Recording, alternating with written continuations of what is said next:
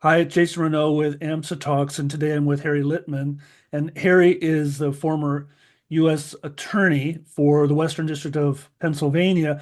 He's also previously a district attorney or a deputy attorney for the Department of Justice, and currently he is the legal columnist for the Los Angeles Times. But Hmm. basically, most importantly for me, he's the host and executive producer of one of the best podcasts, Talking Feds, and we'll put the link below this video. Welcome, Thanks, Harry Jason. Litman. Thanks, Jason. Good to be here. So, Harry, one of the issues that's coming up with this new administration is their management of the Department of Justice. The Department of Justice manages police reform across the country in the form of consent decrees. How is this new administration? What's their what are they going to do with these consent decrees? I think they're going to eviscerate them. So I'll go into them in a bit, but let me just start by saying that Project 2025, which Trump had disavowed or said he didn't know anything about, but which really does seem to be the blueprint for moving forward, has three sort of substantive priorities for the DOJ, and one of them is exactly here, basically getting out of the business of overseeing and superintending police departments.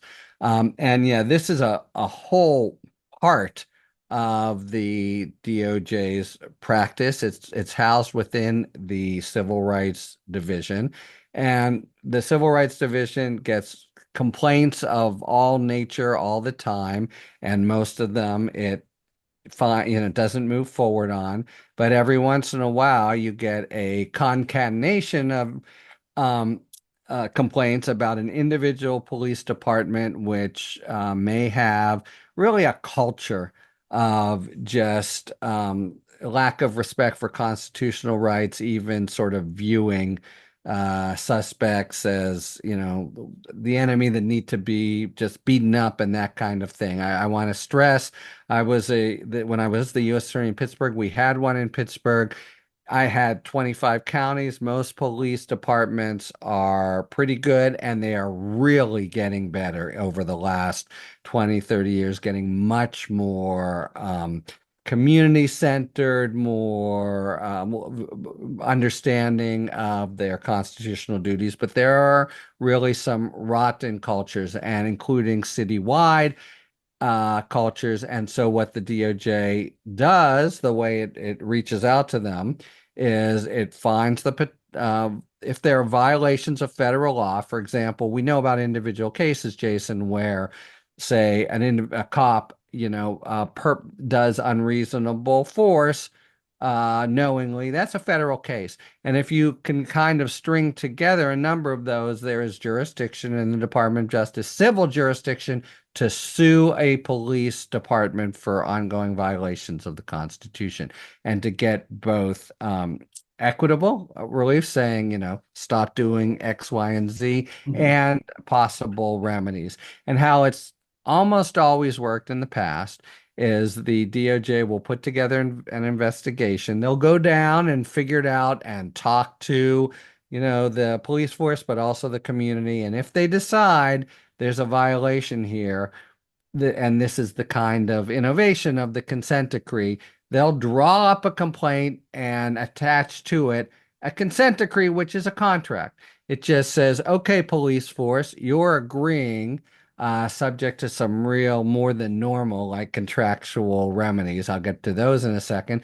But to do a lot, we're talking about pretty thick documents. You're going to do certain training. You're going to handle certain discipline like this. Maybe you'll create a ombudsperson or someone independent that citizens can go to. You will have certain kinds of outreach to the community and the like. And that is presented, sort of on a offer you can't refuse basis, more or less, to the police department, and say, look, we can bring this lawsuit. We're gonna win in court, and it's gonna be bad for you, and you'll spend a lot of money, or you can sign right here. And when they sign right here, the consent decree, and this gets back to what I was saying, becomes, in addition to a contract, it becomes a court document, and a district court judge typically has then a certain measure of oversight and control, and some district courts have actually run amok with that to oversee things. And I know cities, my city of Pittsburgh, when I got there, I met the mayor and, made some pleasantries about the Pirates who were doing well. And then he's right away, a progressive Democratic mayor, you got to do something about this consent decree. Help. It becomes really an ongoing source of real oversight by the federal government. But anyway, that's the decree. And I'll just say one more thing. I've been talking too long, but in different administrations, we had, if I recall correctly, under Sessions, a cessation of these. They said, go ahead and sue people if you really find it, but we're not going to get into the oversight consent decree business.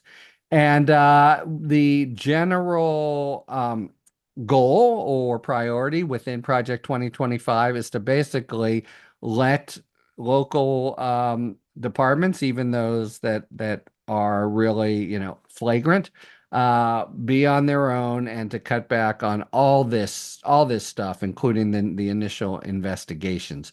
So that's what we're talking about. So walk me through how practically does Yep. that happen? Do the US DOJ withdraw from those cases and the judge has no parties? Okay, so the ones that already, I mean, the main thing is, okay, guys, find some other work to do to a whole, half a floor of the Civil Rights Division.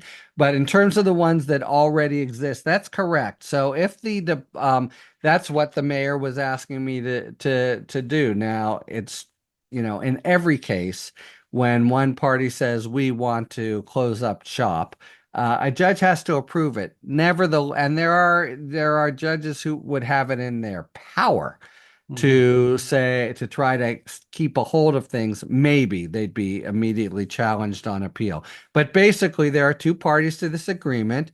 The DOJ, which is saying these guys have done wrong and need to be reformed, and these guys who often are saying, well, sometimes they're saying, and they actually welcome.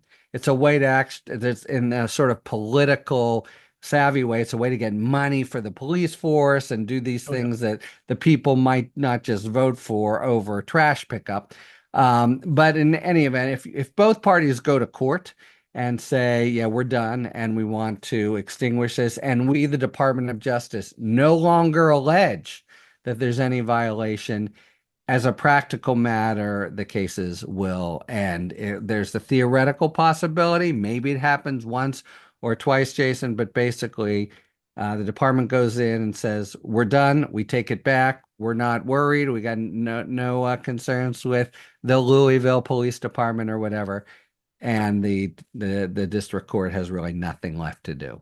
So in many of the cases in the last decade, mobile crisis teams have been part of the remedy Yes. to sort of reduce the contact between police officers and people in crisis.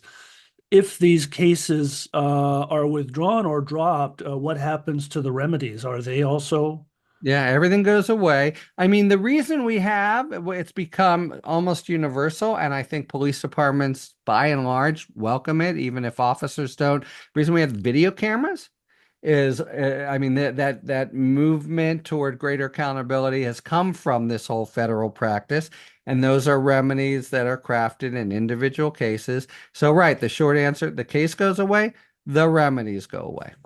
And what about body cameras? Do you think there'll be police departments that will drop their body camera program? I think by now it's kind of like the Miranda case. At the time, it was incredibly unpopular. They wanted to impeach Warren, etc. And now cops will tell you, I like Miranda. I like it's a routine. Everyone expects it anyway, and it actually all in all serves our purposes. I don't see many there. So there's certain things that have come and to be part of cop culture. And I want to again emphasize, in my career, which is not all that long, I've seen cop culture really get better. So I don't know. Have any of your viewers out there seen Serpico, where Serpico, won't take the pay, and and that's based on a true story, and his whole department. I think it's much less the case that cops think they can, get away with stuff. There's a new generation of cop largely.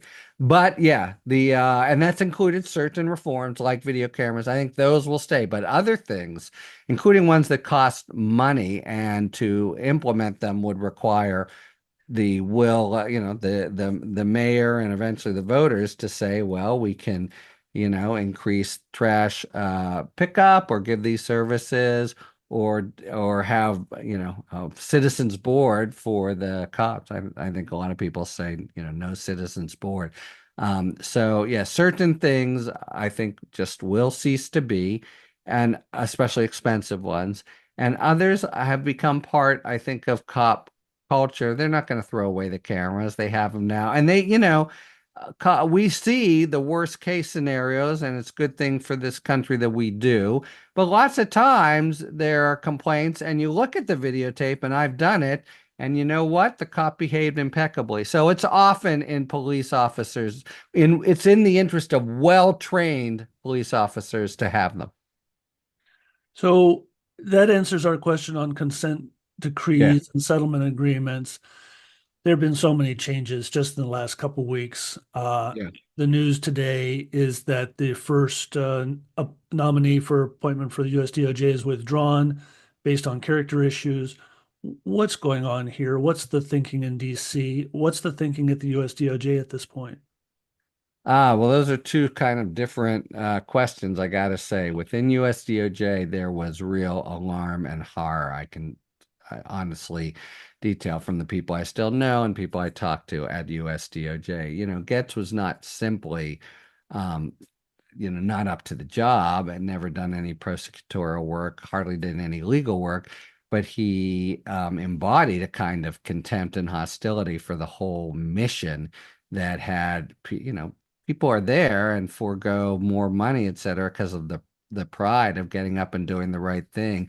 These last many years with Trump, I've talked till I'm blue in the face, but about what really is a culture of integrity and doing the right thing, but people don't believe it because it's been so corroded by Trump. But anyway, so within the Department of Justice, there's kind of a sigh of relief, I'm sure.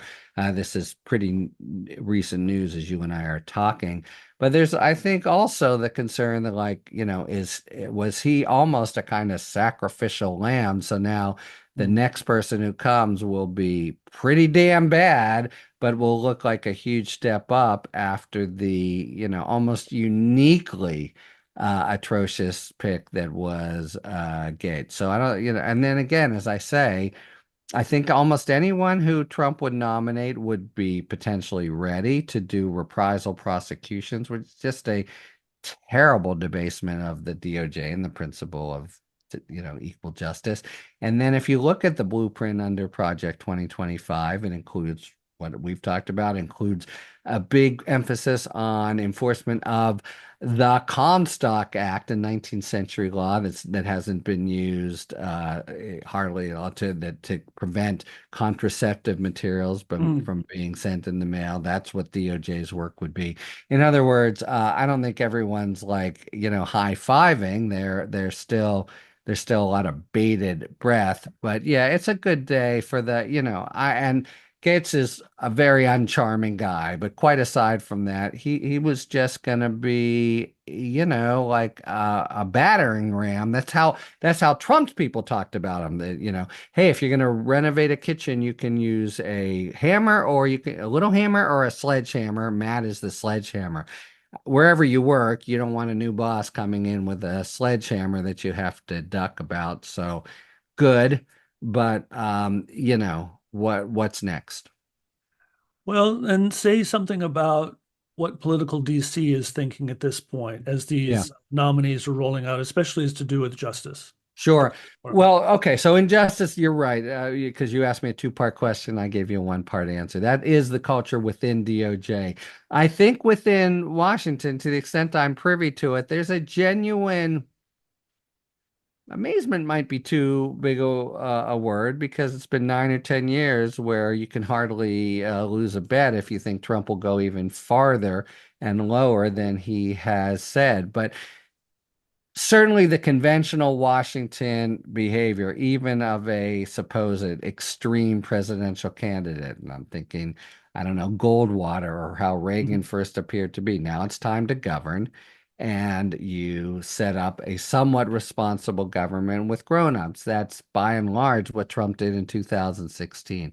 So this has been a really breathtaking kind of 2-week period where nominee after nominee seems peculiarly chosen to go, right at and attack the actual culture and mission of the individual agency. Robert F. Kennedy for, to handle healthcare in this country, Hubbard to do Director of National Intelligence with her record with the Soviets, Gates, but Hespeth certainly no defense experience. So I do think there's, both in DC, there's a kind of uh, horror and a bracing for what will be ahead.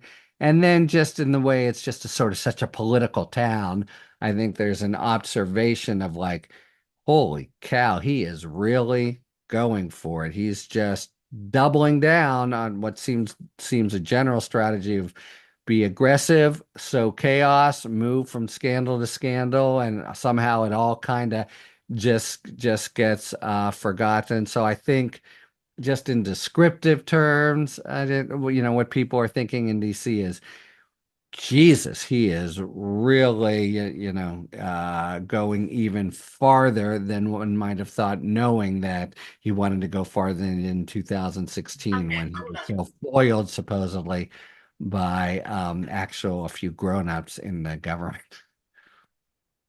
Harry, it seems like such a dark moment. I mean, that's the moment when you can't see over the horizon is the darkest moment.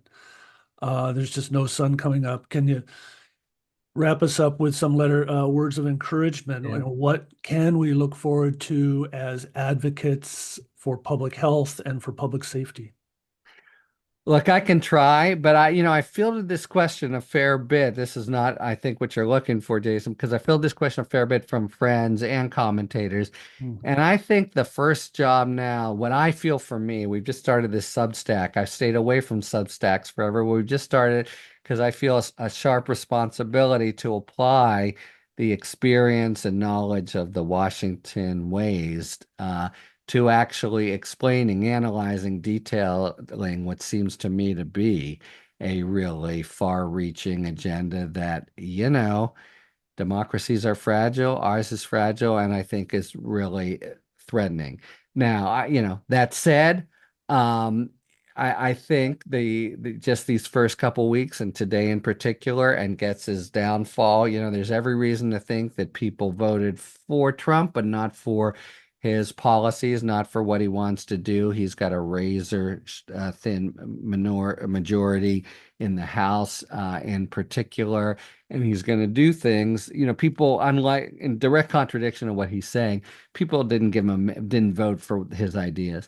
And now he's not, he showed himself to be, just think of COVID, a really feckless like executive. So there's going to be a lot of screw ups.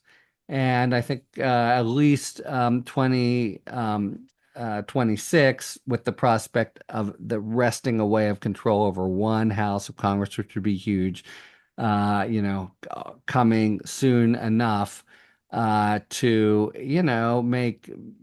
give some hope on the horizon. That said, I feel my job now is actually being the canary in coal mine after coal mine after coal mine, trying to explain, because now he's about manipulating the levers of power to, I think, undermine our, Constitution, rule of law, and that's important to try to understand, and that's what I'm mainly trying to do. I understand everyone's glumness. I understand people who are sort of withdrawing, and I'm not Mr.